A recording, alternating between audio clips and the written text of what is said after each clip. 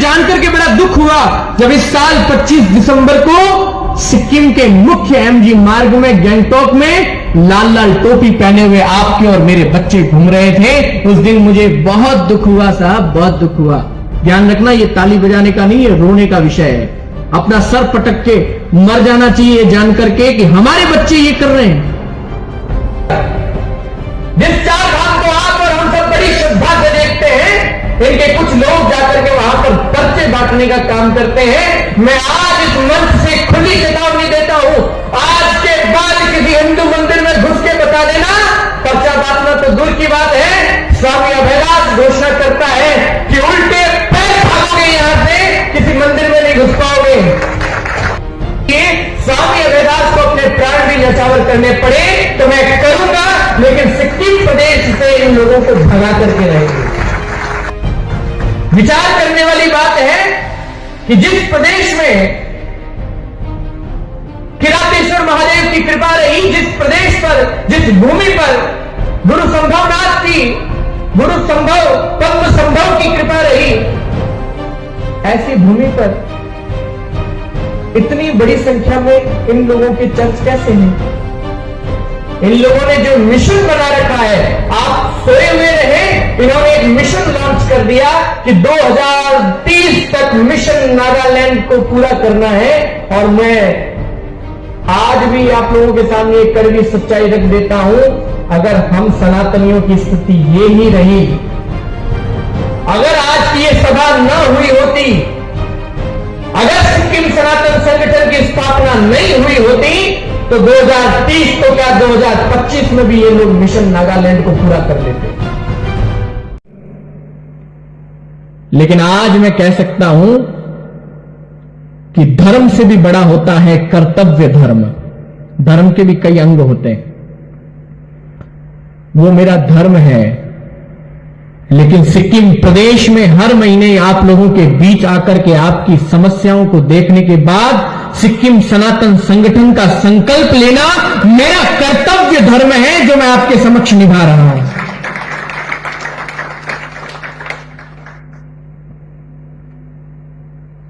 हमारा यह प्रदेश फिर से गुलाम हो गया अंग्रेजियत का। हम सबको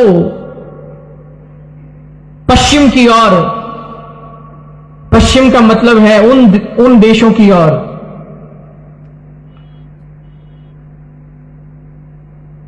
जो सिर्फ नाम की आधुनिकता को जी रहे हैं। मैं गर्व के साथ कह सकता हूं कि पूरे विश्व में ये सिंधु घाटी सभ्यता के लोग, सनातन धर्म के लोग, ये हिंदू, ये बुद्ध धर्मावलंबी पूरी दुनिया में सबसे आधुनिक थे। क्यों? मैं उसका तर्क देता हूं। पूरी दुनिया को एकमात्र हम सभी लोग हैं, एकमात्र इस भूभाग के लोग हैं जिन्होंने ये कहना सिखाया कि शाकाहार रह करके भी आप पूरी दुनिया में जी सकते हो। मुझे बताओ, नई जीवन शैली देने वाला ही तो आधुनिक होता है। पूरी दुनिया में हम लोगों ने बताया अहिंसा परमो धर्म, अहिंसा से बड़ा कोई धर्म नहीं होता। पूरी दुनिया को हमने दिखाया कि अगर भाव सच्चा हो तो पूरे विश्व को भी परिवार की दृष्टि से देख सकते हो। यह विचार मैं समझता हूं आधुनिकता का सबसे बड़ा उदाहरण है। आज क्यों पूरे विश्व में, चाहे आप रशिया चले जाओ, चाहे आप अमेरिका चले जाओ, चाहे आप यूनाइटेड किंगडम चले जाओ, चाहे ऑस्ट्रेलिया चले जाओ, हर कोई हमारे सनातन धर्म की ओर देख रहा है। और कुछ भी नहीं तो सनातन धर्म की ताकत देख लीजिए कि आज जब दुनिया तीसरे विश्व युद्ध की ओर बढ़ रहा है तो एकमात्र भारत देश ही है जो पूरी दुनिया को बचाने का काम कर रहा है। यह इस देश की ताकत है। हमसे ज्यादा आधुनिक और कौन हो सकता है? पर हमारे सिक्किम प्रदेश को, जिनको हमारी जरूरत है, हम मूर्ख होकर के उन लोगों की जरूरतों को अपनी जरूरत बना रहे हैं। भारत की परिस्थितियां नहीं हैं, लेकिन हम उसके बावजूद उनके कल्चर को फॉलो कर रहे हैं।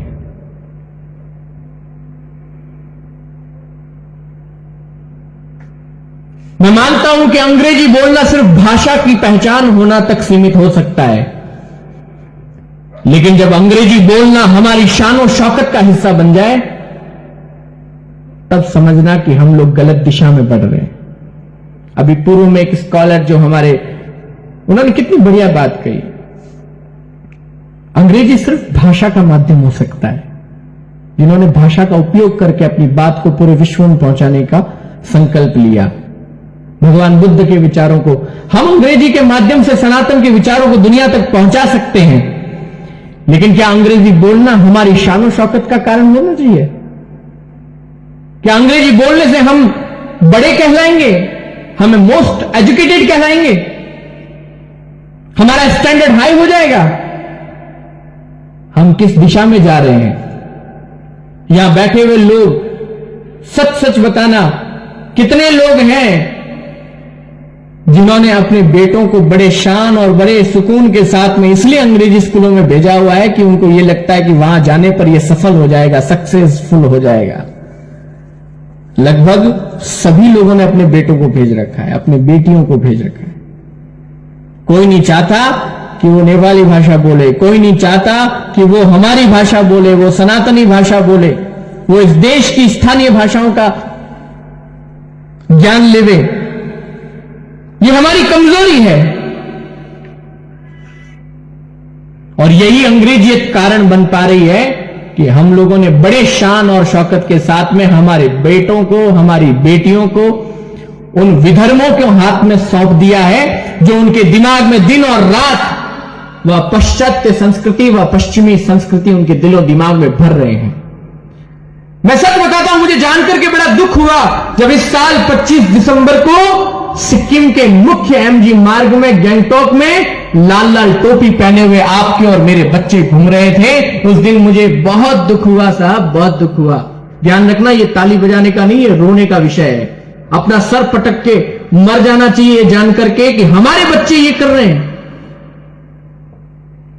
आपकी और हमारी ताकत नहीं है कि हम उन्हें रोक सकें, क्योंकि ये स्वतंत्र भारत है। यहां पर सबको अपने स्वभाव से, अपनी इच्छा से कुछ भी करने की इजाजत है,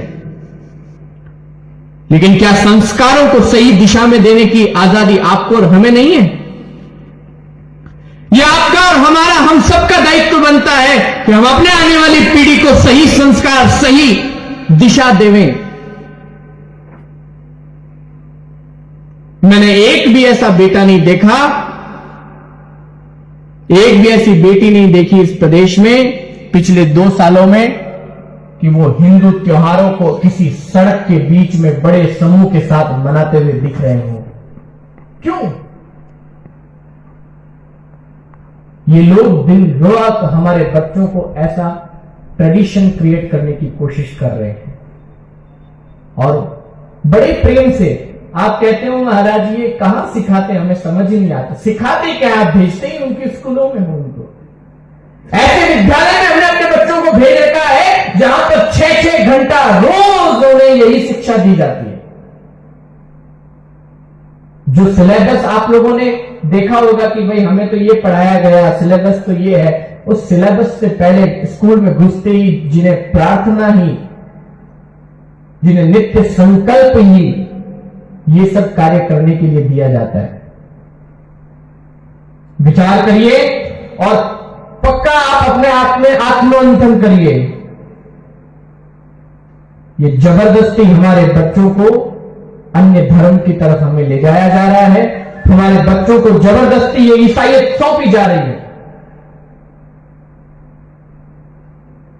पूरी दुनिया की दृष्टि से देखें तो सनातनी है ही कितने? पूरे विश्व में सिर्फ 100 करोड़ 150 करोड़ सनातनी है।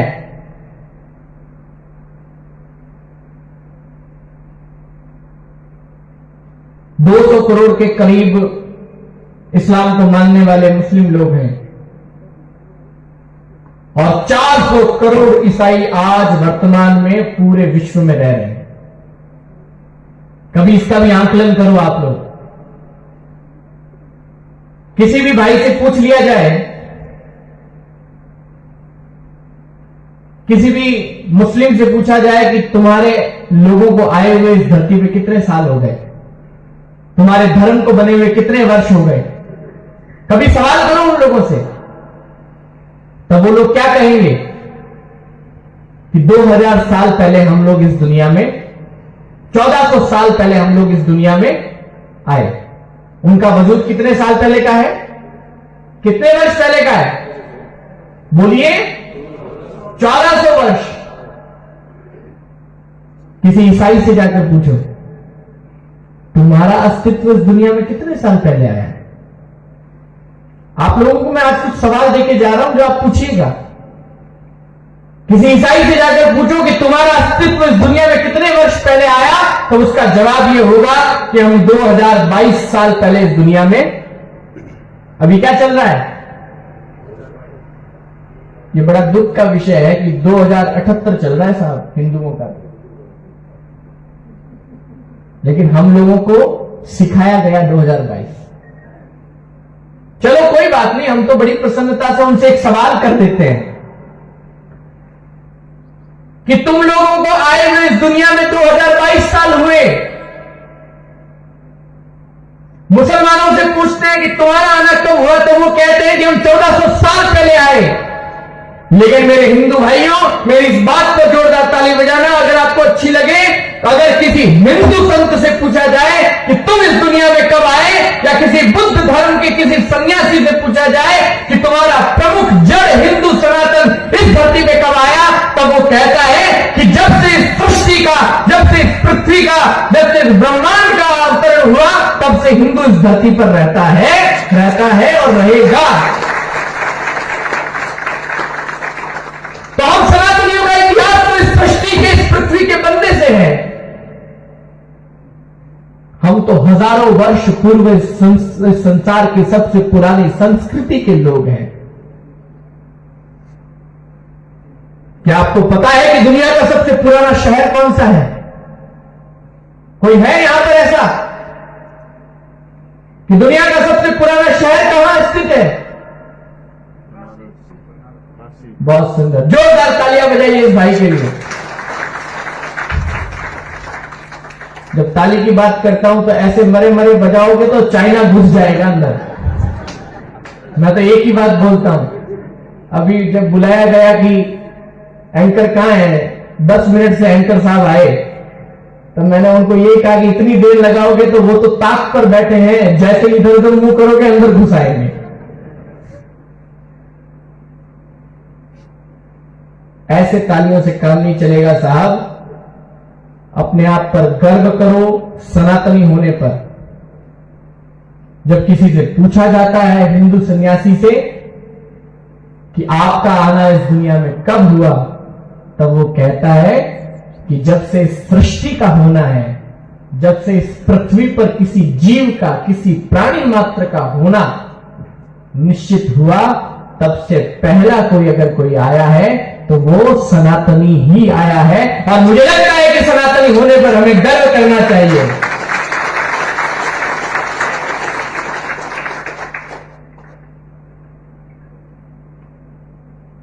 आज हम लोग सोए हुए हैं उसी के कारण से। आपको कुछ कड़वी सच्चाई आपके बीच में रखना चाह रहा हूं। गुरु पद्म संभव जी ने कभी नहीं सोचा होगा कि मेरा सिक्किम ऐसा हो जाएगा, यह भूमि, यह कंचनजंगा, यह इंद्रकील पर्वतमाला, इसको किसी की नजर लग जाएगी। न किरातेश्वर महादेव के इन सभी हिंदू भक्तों ने सोचा होगा, आपके पूर्वजों ने, आपके दादा परदादाओं ने सोचा होगा कि इस भूमि पर ऐसा भी दिन आएगा। 2007 में इन लोगों की संख्या मात्र 7% थी इस सिक्किम में। कितनी? 7%। और आज की जनगणना के अनुसार, आज के सरकारी आंकड़ों के अनुसार, इन लोगों की संख्या ऑलमोस्ट 13 to 15%। ये तो सरकारी आंकड़े हैं। और आप भी जानते हैं कि 100 में से 90 भी मान, फिर भी मेरा भारत महान। इस देश में सरकारी आंकड़े कितने सच हैं हम भी जानते हैं। मैं आपको दावे के साथ कह सकता हूं कि आज अनऑफिशियली 20 से 25% की तादाद में इनकी संख्या सिक्किम प्रदेश में बन चुकी है। फिर भी हम लोग सोए हुए हैं, बड़े ठाट से सोए रहिए, क्योंकि हिंदुओं को तो सिर्फ धंधा, व्यवसाय, बिजनेस, हमारे घर में सोफा लगा कि नहीं लगा, हमारे घर में 56 इंच 52 इंच वाली एलईडी लगी कि नहीं लगी, 4 BHK हुआ कि नहीं हुआ, सनातनियों को सिर्फ इसकी चिंता है। बुरा मत मानना, हम लोगों को सिर्फ अपना घर दिखता है, ज्यादा से ज्यादा अपना समाज, अपनी जाति, अपनी व्यवस्था। ये विविधताओं में एकता वाला देश जो हमारी ताकत हुआ करती थी, इसी ताकत को उन्होंने अपना हथियार बना लिया। आज सिक्किम प्रदेश में इतनी बड़ी तादाद में ये लोग जी रहे हैं। इन लोगों ने तरीके भी क्या अपना रखे हैं।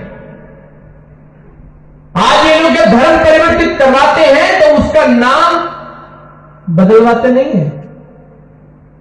उनका धार्मिक नाम कुछ और होता है, लेकिन डॉक्यूमेंट्स में वही नाम रखते हैं। इन्होंने एक अदर्स का कॉलम आता है, आप हिंदू हैं, आप बुद्धिस्ट हैं, आप वो हैं, आप वो हैं, और एक अदर्स होता है। ये लोग क्या करते हैं, उस अदर्स के कॉलम पे क्लिक करते हैं। अब आप सोचिए, आज से 10 साल पहले सिक्किम के अंदर मात्र 25-30 चर्च हुआ करते थे, वो भी बड़ी गिनती, मैंने ज्यादा बता दी। लेकिन आज ऑफिशियली मैं इस कृष्ण प्रणामी मंगल धाम के इस पावन मंच से ये बात आप लोगों को बता रहा हूं। बहुत दुख की बात है, बहुत तकलीफ की बात है। दुख और तकलीफ इसलिए कह रहा हूं क्योंकि टूटे भी कौन से लोग, इन्होंने कोई बाहर से लाकर के नई नागरिकताएं नहीं दी हैं, न इन्होंने कोई 10-15 जहाज में भर करके कोई यूरोप से भर करके लेके आए हैं, न ये अमेरिका से लेके आए हैं, ये हमारे ही अपने लोग हैं। आज सिक्किम के अंदर 700 से अधिक रजिस्टर्ड चर्च हैं, और अनऑफिशियली अगर मैं आपको घोषणा कर दूं आज इस मंच से, तो सिक्किम के अंदर 1200 से 1300 चर्च की स्थापना हो गई है। तो मेरे इस भाव को स्पष्ट समझ लेना, मैं बिल्कुल नहीं डरूंगा। अगर कोई विधर्मी मेरे धर्म के ऊपर आंख उठाने की कोशिश करेगा तो यह साधु गुरु गोविंद सिंह की तरह हाथ में शस्त्र भी उठा सकता है, अपने हाथ में अस्त्र भी उठा सकता है, ध्यान रखना। मुझे कोई प्रॉब्लम नहीं है, हो गई आपको भी नहीं समस्या तो मुझे क्या समस्या है। लेकिन संख्या करो कि सिक्किम में कितने कृष्ण प्रणामी मंदिर हैं, कितने शिव मंदिर हैं, कितने देवी मंदिर हैं, कितने भगवान राम के मंदिर हैं, कितने भगवान बुद्ध के मेडिटेशन सेंटर, पीस सेंटर हैं, कितने भगवान बुद्ध के स्टैचू हैं, कितने भगवान बुद्ध की प्रतिमाएं हैं, कितने भगवान बुद्ध के पूजन स्थल हैं। उनकी संख्या निकालोगे तो इसके आधे तक भी नहीं पहुंच पाओगे। विचार करने वाली बात है कि जिस प्रदेश में किरातेश्वर महादेव की कृपा रही, जिस प्रदेश पर, जिस भूमि पर गुरु संभवनाथ की, गुरु संभव पद्म संभव की कृपा रही, ऐसी भूमि पर इतनी बड़ी संख्या में इन लोगों के चर्च कैसे हैं? कहीं न कहीं हम लोग सोए हुए हैं। मेरे प्यारे बंधुओं, ऐसे ही सोते रहोगे तो ये 3 ओर से अंतर्राष्ट्रीय सीमाओं से घिरा हुआ यह प्रदेश, वह दिन भी दूर नहीं जो ये लोग सोचते हैं।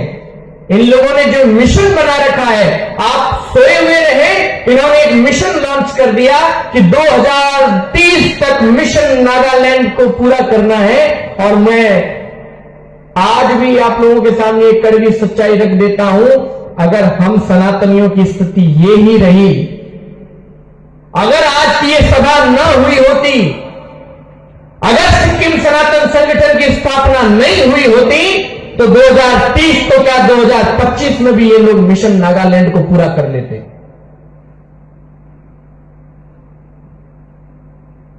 लेकिन मैं एक बार फिर से मंच पे बैठे हुए इन आचार्यों, इन संतों, इन महापुरुषों, इन प्रबुद्ध जनों को मैं बहुत बहुत साधुवाद दूंगा। ये बात जब मैंने इनके समक्ष रखी, इनके सामने रखी, तो इन्होंने मेरी बात को स्वीकार किया और इन्होंने हृदय से कहा कि महाराज जी, एक पहल करने की आवश्यकता है। हम लोग इस बात से डरते हैं कि आगे तो आ जाएंगे, लेकिन पीछे संभालने वाला कौन होगा। लेकिन स्वामी अभयदास आज आपके बीच में, मैं भारत के पश्चिमी छोर से आता हूं। हो सकता है कि मुझे नेपाली भाषा बोलनी नहीं आती, हो सकता है कि मैं इस भूमि को आप जितना अच्छे से नहीं समझ पाता हूंगा, लेकिन ध्यान रखना, सनातन की यही विशेषता है, जो इस देश का है वो इस देश के भाव को समझ सकता है और इस देश की सुरक्षा के लिए स्वामी अभयदास को अपने प्राण भी न्यौछावर करने पड़े तो मैं करूंगा, लेकिन सिक्किम प्रदेश से इन लोगों को भगा करके रहेंगे। ना तो इनका मिशन नागालैंड सक्सेसफुल होने देंगे, क्योंकि वो तो हमारे हाथ से लगभग चला गया, लेकिन हमारे सिक्किम प्रदेश को, मेरे भाइयों, मेरी माताओं, मेरी बहनों, हमें बचाने का कार्य करना है। आज आगाज हुआ है कृष्ण प्रणामी मंगल धाम से। मैं बहुत सौभाग्यशाली हूं कि भगवान कृष्ण की इस भूमि से यह संकल्प प्रारंभ हुआ है।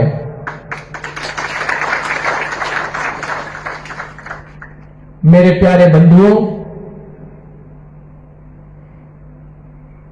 सीएफआई की एक रिपोर्ट है, centre for fast investigation Canada की, कि पूरे सिक्किम के अंदर इन लोगों ने इतने चर्च की स्थापना कैसे की और कैसे सरकारों को पता नहीं चला। इसके पीछे एक रिपोर्ट बनी, कनाडा की एक संस्था ने इसकी एक रिपोर्ट बनाई और उस रिपोर्ट में पता किया गया ये लोग एक संस्था के नीचे 15 से 20, 25, 30 छोटी छोटी ब्रांच बनाते, जिसको रजिस्टर्ड ही नहीं करवाते। इस तरह से इन्होंने सिक्किम के अंदर 1200 से अधिक चर्च की स्थापना कर दी। इन लोगों की ताकत अब इतनी बढ़ गई है, हमारे हिंदू धर्म के तीर्थ स्थानों में घुस करके वहां भी प्रचार करने की मंशा रखते हैं।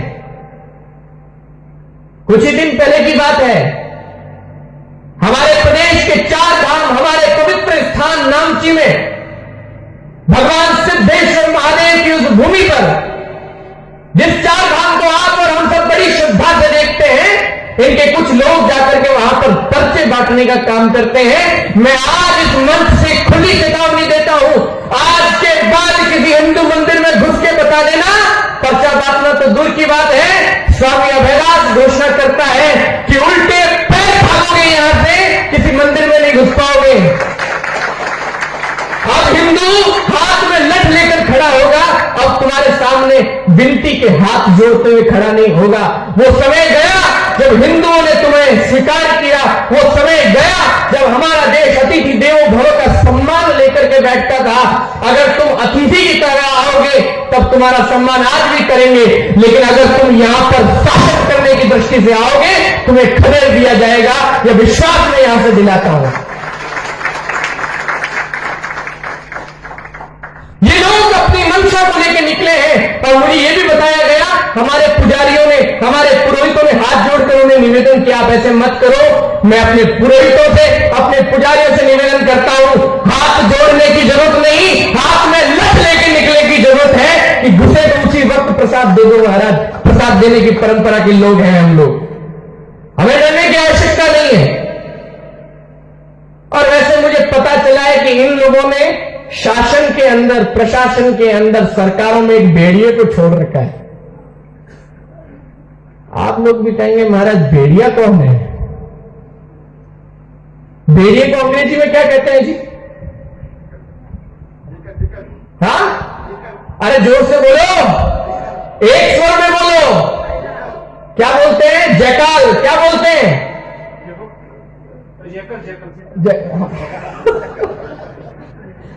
सभी एक स्वर में बोलिए। भेड़िए को अंग्रेजी में क्या बोलते हैं? जयकाल। क्या बोलते हैं? मैंने सुना है कि सरकार ने एक जयकाल को छोड़ रखा है। सभी लोग बड़ा हंस रहे हैं। अब आज से याद रख लो इस नाम को। अगले 5 सालों तक हमें इस जयकाल की खूब हलाली करनी है, क्योंकि ये जब तक जयकाल हलाल नहीं होगा तब तक इस प्रदेश से ये लोग खदेड़े जाने वाले नहीं। इस शब्द को याद रख लो, इस शब्द का उपयोग करना है और इस शब्द को लेकर के गांव गांव निकलना भी है। मुझे ये भी पता है मेरे इस वीडियो को जब उन तक पहुंचाया जाएगा तब बड़ी मिर्ची लगने वाली है, बड़ी समस्याएं होने वाली है। लेकिन चिंता मत करो मेरे भाइयों, स्वामी अभयदास तो इन लोगों से डरता नहीं। मैं डरता हूं अपने गुरु की डांट से, मैं डरता हूं अधर्म से, कि मेरे से कोई अधर्म ना हो जाए। मैं डरता हूं मेरे से कोई पाप ना हो जाए। मैं डरता हूं कोई निहत्था मेरे हाथों से मारा ना जाए। मैं डरता हूं कि मुझसे ऐसा काम ना हो जाए जो शास्त्र विरुद्ध है। लेकिन ध्यान रखना, मेरी इस बात को, मेरे इस भाव को स्पष्ट समझ लेना, मैं बिल्कुल नहीं डरूंगा। अगर कोई विधर्मी मेरे धर्म के ऊपर आंख उठाने की कोशिश करेगा तो यह साधु गुरु गोविंद सिंह की तरह हाथ में शस्त्र भी उठा सकता है, अपने हाथ में अस्त्र भी उठा सकता है। ध्यान रखना।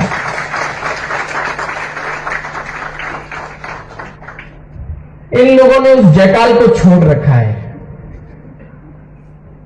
वो जयकाल बड़ा उछलता है, लेकिन किसी को पता है कि नहीं, जब जंगल में सनातन धर्म का एक शेर निकलता है तब पूरे भेड़िए जो है पूरे जंगल में हूं हूं की पुकार करने लगते हैं। भेड़ियों का स्वभाव आपने देखा होगा, भेड़िया जो पीछे से वार करे, भेड़िया जो समय आने पर भाग उठे, भेड़िया जब सिंह की गर्जना सुने तो अपनी भूमि, अपने परिवार, अपने व्यवस्था, अपने क्षेत्र को छोड़ के निकल जाए।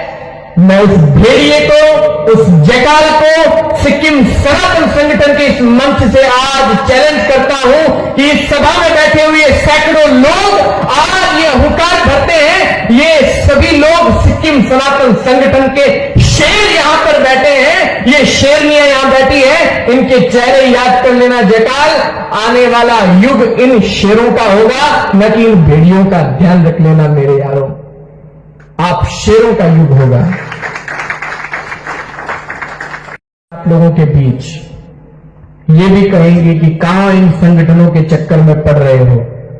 बहुत सारे लोग आएंगे आप लोगों के बीच जो ये कहेंगे कि इन संगठनों से तुम्हारा नुकसान ही होना है, तुम्हारा फायदा नहीं होना। बहुत सारे लोग आएंगे तुम्हारे बीच जो तुम्हें ये कहेंगे, डराएंगे, धमकाएंगे। लेकिन जब जब तुम्हें कोई धमकाने के लिए, डराने के लिए लोग आए, तब ध्यान रखना, ये सिक्किम सनातन संगठन की ये जो फौज है ना, वो तुम्हारे साथ खड़ी मिलेगी।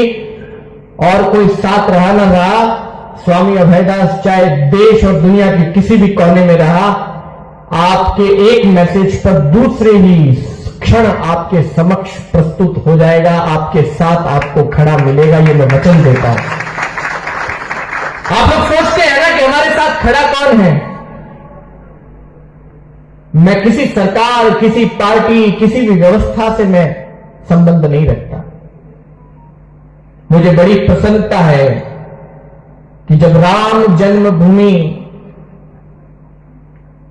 भगवान राम के उस दिव्य मंदिर की स्थापना के लिए पूरे देश में धन संग्रह किया जा रहा था, तब इसी प्रदेश के आपके प्रमुख माननीय मुख्यमंत्री ने उसमें बहुत बड़ा सहयोग दिया था। ऐसे हिंदू धर्म के स्नेही लोगों का मैं सम्मान करता हूं। पर मैं माननीय मुख्यमंत्री जी से यहां से आह्वान करना चाहूंगा कि हो सकता है कि आपकी अपनी कोई मजबूरी रही हो, लेकिन हम सभी बुद्ध धर्म के लोग, सनातन धर्म के लोग, हम सभी हिंदुओं को आप ऐसे अनदेखा भी नहीं कर सकते। मुझे आपके हिंदू होने पर कोई शक नहीं है। न मैं वर्तमान सरकार में जितने हिंदू नेता हैं या प्रतिपक्ष में जितने हिंदू नेता हैं, उन सभी से भी आह्वान करूंगा, क्योंकि राजनीतिक पार्टियों को तो, चाहे कोई भी पार्टी हो, मैं किसी पार्टी का नाम नहीं लूंगा, पूरे देश की चाहे कोई भी पार्टी हो, राजनीतिक पार्टी को अपनी राजनीति के लिए कई काम करने पड़ जाते हैं। उन्हें मुसलमानों के भी वोट चाहिए, उन्हें ईसाइयों के भी चाहिए, उन्हें हिंदुओं के भी चाहिए, लेकिन यह संगठन राजनीतिक नहीं है, यह संगठन धार्मिक है। हम तो दावे के साथ यहां से घोषणा करते हैं, न हमें मुसलमान चाहिए, न हमें ईसाई चाहिए, हमें सिर्फ सनातन धर्मावलंबी चाहिए। जो सनातन की बात करेगा वो ही सिक्किम पर राज करेगा। यह नारा लेकर के हम लोगों को निकलना है। यही नारा इस सिक्किम प्रदेश का मुख्य स्लोगन बनाना है। हम सनातन की बात करने वाले लोगों को सम्मान देंगे। अगर ये लोग सनातन का सम्मान करें तो ये हमारे बीच रहे, लेकिन ये यहां आकर के दादागिरी दिखाए और आंख निकाल करके हमें कहे कि हम कहेंगे वैसा होगा। जब उन पुजारियों ने भगवान सिद्धेश्वर महादेव के मंदिर में हाथ जोड़कर यह कहा कि आप लोग इस तरह की ये कुकृत्य मत करिए, ये पर्चे बांटना बंद करिए, ये हिंदुओं का तीर्थ स्थान है, ये हिंदुओं का धार्मिक स्थान है, तब उन लोगों की हिम्मत देखिए। आप लोगों की नाक के बीच वो उन संतों को, उन पुजारियों को ये कह करके जाते हैं कि देख लेना, आज तो तुम लोग हमें यहां से निकाल रहे हो, लेकिन इसी सिद्धेश्वर धाम में 8 साल बाद हमारा चर्च बनेगा। ये उनके शब्द हैं। उनकी इतनी हिम्मत हो गई। ये हिम्मत इसलिए हुई क्योंकि हिंदुओं को लगता है कि भाई हमें तो हमारा धंधा करना है, हमें तो व्यापार करना है।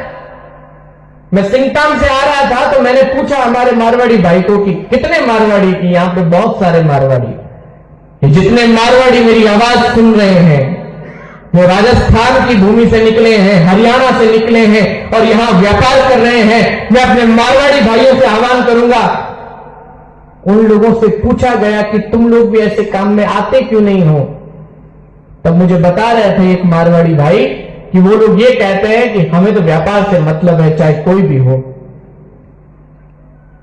मेरे भाइयों, व्यापार से मतलब अगले 8 साल तक रहेगा। 8 साल के बाद न जमीन आपकी होगी, न व्यापार आपका होगा, न प्रदेश आपका होगा। जब यहां से भगा दिए जाओगे उस दिन तुम कहां व्यापार करोगे, यह प्रश्न मैं तुमसे करता हूं। जब तुम्हारी बहन बेटी तुम्हारे संस्कारों में नहीं चलेगी तब तुम किससे जाकर के पूछोगे, यह प्रश्न मैं तुम्हें करता हूं। बहुत बड़ी तादाद में भगवान बुद्ध के धर्मावलंबी, जितने भगवान बुद्ध को चाहने वाले लोग हैं, उनकी ट्राइब जातियों को कन्वर्ट किया गया। ये जानकर के हम चुप कैसे बैठे हैं?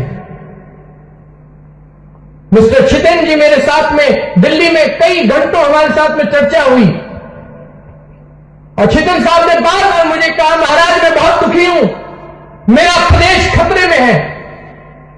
इन्होंने बार बार मुझे यह बात कही कि मैं 2-2 महीने से दिल्ली में बैठा हूं, कोई मेरी बात सुनने वाला नहीं है। रिटायरमेंट की लाइफ है, ये भी चाहते थे तो किसी फार्म हाउस में किसी पौधे को जल पिलाते, गर्मा गर्म पकौड़े खाते, शाम को और सुबह आराम से भोजन करते, नित्य नींद लेते, खूब चरणों की सेवा होती। इतने तो चाहने वाले हैं कि एक एक की सेवा दी जाए तो भी कम पड़ेगी। कोई पैर दबाएगा, कोई सर दबाएगा, कोई हाथ दबाएगा, बारी नहीं आएगी। इतने लोग हैं इनके चाहने वाले। आराम की उम्र में ये व्यक्ति दिल्ली में 2-2 महीने तक प्रयास करने में लगा रहा कि वहां पर हमारी कोई सुन ले। यह तड़प किस बात की है? क्योंकि इन्हें लगा कि भगवान बुद्ध की उस विश्वस्त परंपरा को लेकर चलने वाले, उस शाश्वत परंपरा को लेकर चलने वाले लोग धर्म परिवर्तित कर रहे हैं। यह सोच करके महाराज सीना खोल उठता है। राजस्थान में बैठे इस सन्यासी का सीना खोल उठा। मेरा हृदय विचलित हो गया जब मुझे यह पता चला कि मेरे नेपाली हिंदू, मेरे क्षत्रिय, मेरे ब्राह्मण, मेरे सभी निम्न वर्ग की जाति के सभी लोग, इन लोगों को जबरन प्रलोभन देकर 2 लाख, 4 लाख, 5 लाख, 10,000, 5,000 पर वीक एवरी प्रेयर, इन पैसों से उनका धर्म खरीदा जा रहा है। और हम लोग बड़े शांति से बैठे हैं। हम लोग सोचते हैं कि हमारा व्यापार टूट जाएगा अगर ऐसा काम करेंगे। हम लोग सोचते हैं हमारी व्यवस्था विचलित हो जाएगी, हमारी व्यवस्था बिगड़ जाएगी अगर हम ऐसी बात करेंगे। तो हिंदुओं डूब मरो, हमें जीने का कोई अधिकार नहीं। ये रामकृष्ण की भूमि है, ये भगवान महात्मा बुद्ध की भूमि है। ये वो भूमि जहां महात्मा बुद्ध ने पहली बार पूरी दुनिया में यह संचार किया, यह विचार किया कि संघम शरणम गच्छामि। हर वर्ग का व्यक्ति एक समूह में आ जाए, एक साथ निकल पड़े धर्म की राह पर। मुझे नहीं लगता कि महात्मा बुद्ध से पहले कोई ऐसा महापुरुष हुआ जिसने हर जाति को एक मंच पर लाने का कार्य किया हो। आज उसी बुद्ध धर्म में हमारे लोग ऊंची जाति और नीची जाति का भाव रखते हैं। आज उसी सनातन धर्म में जहां पर भगवान श्री राम ने बिल्ली के हाथों झूठे बेर खा लिए, उन्होंने जाति का कोई भेद न रखा हो। उसी राम की आराधना करने वाला व्यक्ति अगर यह कहता हो कि मैं ब्राह्मण होकर के किसी शूद्र के घर नहीं जा सकता,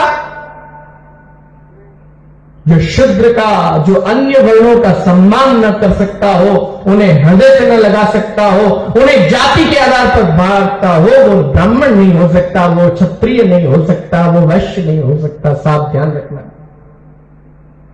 वर्ण व्यवस्था सिर्फ समाज को संचालित करने की व्यवस्था रही